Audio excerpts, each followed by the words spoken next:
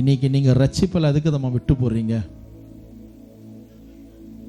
ஒரு பானை கூழுக்காக தன் சேஷ்ட புத்திரத்தை ஒருத்தர் இழந்து போயிட்டான். வேதம் அவனை குறித்து என்ன ரொம்ப பரிதவிக்குது. ஏசாவை குறித்து அவன் ஏசா எங்க நிற்க வேண்டியது தெரியுமா? யாக்கோபு இருக்க வேண்டிய இடத்துல இருக்க வேண்டியவன். ஆபிரகாம், ஈசாக்கு, யார் அடுத்தது? ஏசா. யார் வந்தா அந்த இடத்துல? யாக்கோபு வந்தான். எப்படி வந்தான்? ஒரு பானை கூழுக்காக. இன்னைக்கு அநேகர் ஒரு சில காரியங்களுக்காக ரட்சிப்பை நீங்க இழந்து கொண்டிருக்கீங்க. இது எங்க நம்ம வந்து நிற்கும்?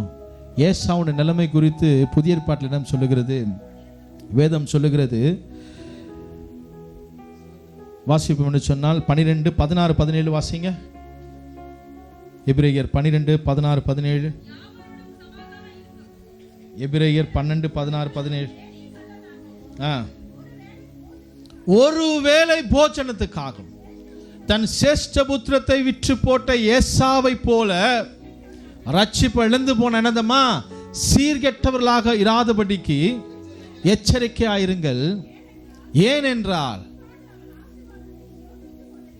அதன் பின்பு ரட்சிப்பு இழந்து போனதுக்கு அப்புறம் அவன் ஆசீர்வாதத்தை சுதந்திரிக்க, ஐயோ நான் அப்பயே விட்டுட்டேனே, இப்பயே விட்டுட்டேனே, அப்பயே நான் நம்பாம போனேன், இது கிடைக்காம போச்சேன்னு சொல்லி நீ அதன் பின்பு எவ்வளவு முயற்சி பண்ணியோ அது ஆகாது என்று தள்ளப்பட்டதை அறிவீர்கள். அவனி அப்புறம் கண்ணீர் விட்டு கவலையோடு நீ தேடியும் ஒரு சேஞ்ச் நடக்காது வாழ்க்கையில். எவ்வளோ பெரிய கிஃப்ட் தெரியுமா? சேஷ்ட புத்திரம் ஒரு பிளேஸில் அதிகாரத்தில் உட்கார, ஆபிரகாமின் தேவன், ஈசாக்கின் தேவன், ஏசாவின் தேவன் அப்படின்னு சொல்ல வேண்டிய இடத்த ஒருத்தன் ஒரு சாப்பாட்டுக்காக விற்று போட்டான். இன்னைக்கு நீங்கள் நானும் பெற்ற ரட்சிப்பும் அந்த சேஷ்ட புத்திரத்தை போல தான்.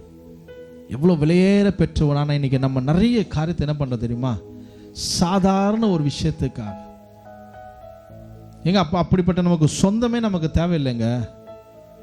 நீ ஞாயிற்றுக்கிழமை எனக்கு போலனா என்ன தப்பா, அப்படிப்பட்ட சொந்தமே உனக்கு தேவையில்லை.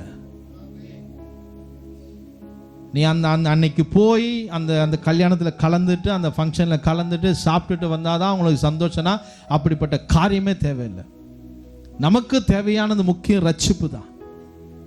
நீ 6 நாள் நீ ஏதாவது நம்ம செய்கிறோமா? இல்லை. நம்ம ஒவ்வொரு நாள் நம்ம தேவனை தேடணும், ஒவ்வொரு காரியம் செய்ய எதுவுமே இல்லை. நம்ம தேட வேண்டிய ஒரு நாள், அந்த ஒரு நாள் பரிசுத்த ஓய்வு நாள். அந்த ஒரு நாள் ஆண்டவருக்காக கொடுக்கிற ஒரு நாள். எப்படி நம்மளால் அதை விட்டுட்டு நம்மளால் வீட்டில் இருக்க முடியுது?